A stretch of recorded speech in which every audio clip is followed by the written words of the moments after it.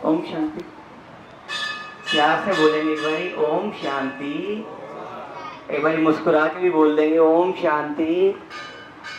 अच्छा, अच्छे हैं आप सभी? चलो बहुत अच्छी बात है। हमारी भी यही दिल की दुआ है, आप सदा खुश रहें, मस्त रहें, ऐसे ही हंसते रहें, जिंदगी में कभी कोई दुख दर्द परेशानी ना आए, किसी के भी जीवन में ना आए, है कि नहीं? ये सारी दुनिया ही अपना परिवार है। जब सबके लिए हमारे मन में ये मंगल कामना रहती है, तब ऑटोमेटिकली हमारा मन भी शांत रहेगा, सुखी रहेगा। जब तक दूसरों के लिए भला सोचेंगे नहीं तो हमारा भला कैसे होगा?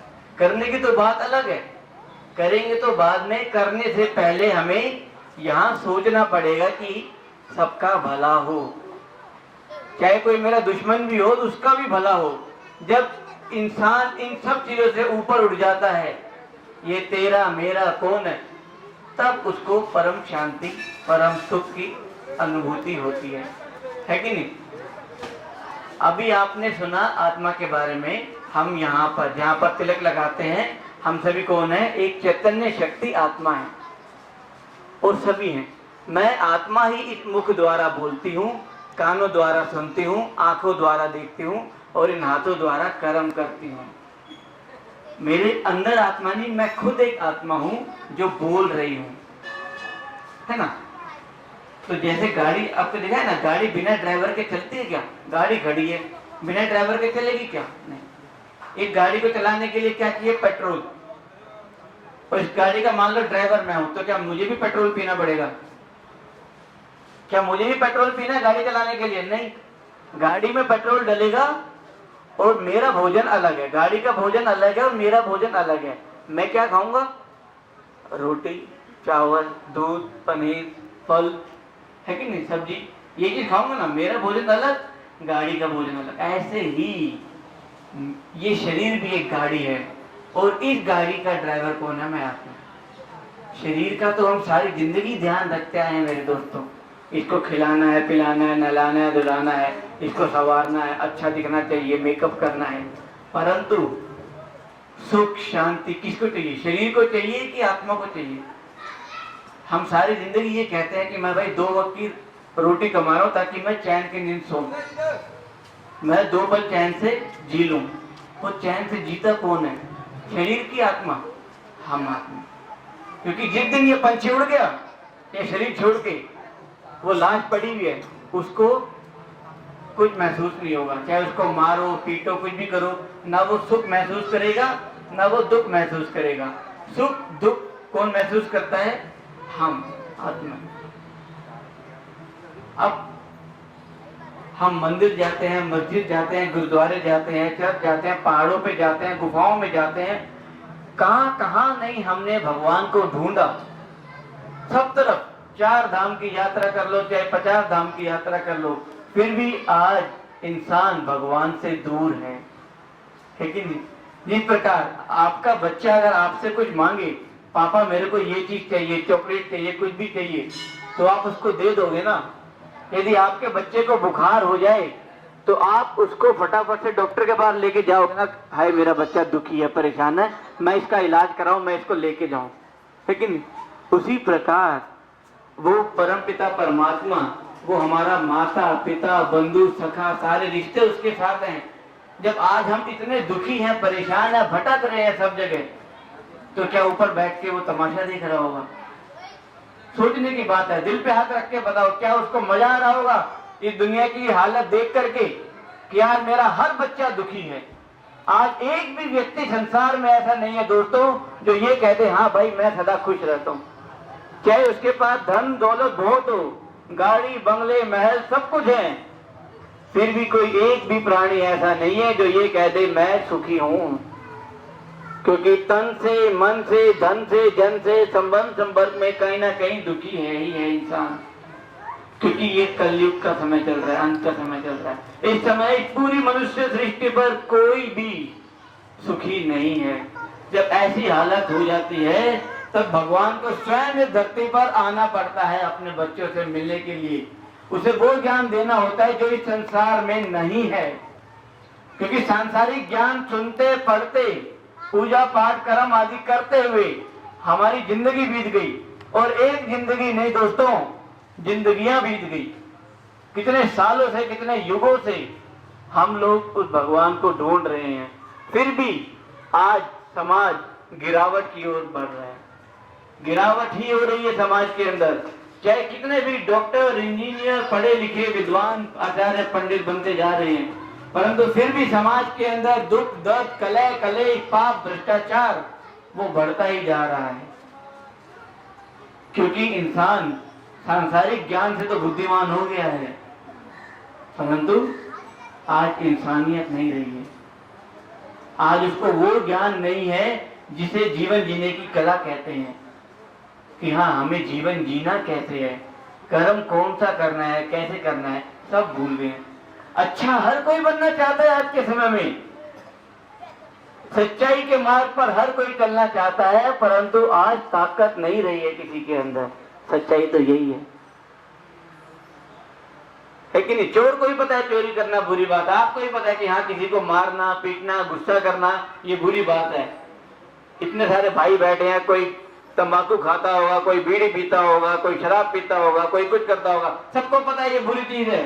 इससे तो अच्छा है कि मैं अपने बाल बच्चों का अच्छे से पालन पोषण कर लूं, घर में घी, दूध, मक्खन ला के खिलाऊं, तो कम से कम उनका भी अच्छे से जीवन सफल हो जाता। लेकिन नहीं, अपनी आदतों के गुलाम हुए पड़े हैं हम सभी, चाहते हुए भी हम नहीं छोड़ पाते हैं। आज हमारा मन कमजोर हो गया दोस्तों, सच्चाई यही है। तो जब ऐसी हालत हो जाती है पूरे संसार में, तब भगवान को स्वयं इस धरती पर अवतरित होना पड़ता है। एक छोटी सी कहानी मैं आपको सुनाता हूं। एक बार एक एरोप्लेन में 150 यात्री जा रहे थे। कितने यात्री जा रहे थे? 150। फ्लाइट जा रही थी ऊपर बादलों के भी, अचानक मौसम खराब होता है। मौसम खराब होता है, बिजलियां कड़कती हैं, सब लोग डर जाते हैं। उसमें सारे धर्मों के लोग थे, हिंदू, मुस्लिम, सिख, ईसाई। कोई अल्लाह को याद कर रहा है, कोई वाहिगुरु को, कोई भगवान को, हे भगवान मुझे बता, कहीं ऐसा ना हो कि ये मेरी जिंदगी का आखिरी सफर। सब डर गए, सब परेशान। सामान इधर पटक रहा है, कभी उधर जा रहा है, फ्लाइट ऐसे हो रही है, एरोप्लेन यूं हो रहा है, सब डर गए। इतने में ही देखते हैं एक 10 साल की बच्ची वहीं पर आराम से खेल रही है। उसको कोई डर नहीं, 10 साल की बच्ची को कोई डर नहीं, आराम से खेल रही है। भगवान की कृपा से वो फ्लाइट आराम से लैंड हो जाती है, सब लोग एयरपोर्ट पहुंच जाते हैं। जब सारे 150 यात्री नीचे उतरते हैं तो उस बच्ची को पास बुला के पूछते हैं, बेटा एक बात बताओ, जब सब लोग डर रहे थे, परेशान हो रहे थे, तो क्या तुम्हें डर नहीं लग रहा था? मालूम है उस बच्ची ने क्या जवाब दिया? कि इस एरोप्लेन को चलाने वाले जो पायलट हैं वो मेरे पापा हैं, और मुझे पूरा भरोसा है कि मेरे पापा मेरे को कुछ नहीं होने देंगे। लेकिन जब वो छोटी सी बच्ची को अपने पिता पर इतना भरोसा है, वो इतने निश्चिंत है, तो जो इस सृष्टि का नियंता है, जो रचयिता है, भगवान ईश्वर, जो हम सबका माता पिता है, क्या हमें उस पर इतना भरोसा है? कुछ भी बात आती है उसको तो सबसे लास्ट में याद करते हैं, पहले तो उसको याद करते हैं जो हमारा मित्र संबंधी सबसे करीब है। कोई थाने में केस हो गया ना, उसको याद करेंगे, अरे उसकी जान पहचान पुलिस में, जरा उसको फोन मिला के दे, उसको मिला के दे। भगवान याद नहीं आता? पहले इंसान, 2 हाथ वाला इंसान देगा ही क्या? स्वार्थ भरी ये दुनिया रह गई है दोस्तों, अपने अपनों के काम नहीं आते हैं, पराये तो क्या काम आएंगे। मुसीबत के समय पे सब मुंह मोड़ लेते हैं। कोरोना काल में आपने सबने देख लिया, देखा कि नहीं देखा? तो एक वो ईश्वर ही है जो सच्चा साथी है हमारा, और उससे हमारा जो नाता है वो हम भूल गए हैं। हम ये भूल गए हैं कि वो हमारा ध्यान रखता है, परंतु उसके साथ हमारा अभी रिश्ता नहीं है। हम भूल गए हैं कि वो है कौन, कैसा दिखता है, कहाँ रहता है, उससे कैसे हम बात कर सकते हैं, हमें नहीं मालूम। इसलिए तो आज दुखी हैं। वरना अगर बच्चा बाप से कुछ मांगे और बाप ना दे, ऐसा हो ही नहीं सकता। बच्चे को दर्द हो और बाप मुस्कुरा रहा हो, ऐसा हो ही नहीं सकता। जब एक साधारण मनुष्य में दिल है, वो दिल इतना वो है, भावनाओं भरा हुआ, तो भगवान जिसको प्यार का सागर कहते हैं, क्या वो ऐसे तमाशा देखते हैं? वो भी प्यार का सागर उसको कहते हैं। तो जब ऐसी हालत देखता है संसार में, सब भगवान स्वयं इस धरती पर है। और भगवान वो जिसको सभी धर्मों में मान्यता प्राप्त हो। ऐसा नहीं है हिंदुओं का अलग है, मुसलमान भाइयों का अलग है, नहीं। चाहे वो हिंदू हो, मुस्लिम हो, सिख हो, ईसाई हो, कोई भी वर्ग का प्राणी हो, कोई भी धर्म का प्राणी हो, भगवान एक ही है। सभी ने ये कहा है ईश्वर अल्लाह एक ही है। वो एक कौन है, उसकी पहचान देने के लिए हम आपके पास यहाँ आए। इस चित्र के माध्यम से भी आप देखेंगे, आपको दिख रहा होगा दूर से, इसमें सभी धर्मों के बारे में बताया गया है कि भगवान कौन है। सबसे पहले अगर हम हिंदू धर्म लें तो उसमें सबसे पहले जो पूजा की शुरू की, राजा विक्रमादित्य ने सोमनाथ के मंदिर की स्थापना की। इसमें हीरे का शिवलिंग लगाया गया, सबसे भारत का सबसे प्राचीन मंदिर। और आप देखेंगे 12 ज्योतिर्लिंग। शिवलिंग क्यों? शिव अर्थात कल्याणकारी। अपनी भावनाएं अर्पण करने के लिए हमने उसको लिंग का रूप दे दिया। वास्तव में परमात्मा जो है वो ज्योति स्वरूप है। कोई भी पूजा पाठ अर्चना करते हैं, हम ज्योत जरूर जलाते हैं। जलाते हैं, जलाते। जब दिवाली आती है तो घर के आंगन में एक बड़ा दिया जलाते हैं और चारों तरफ छोटे छोटे दिए जलाते हैं। जलाते हैं, जलाते हैं।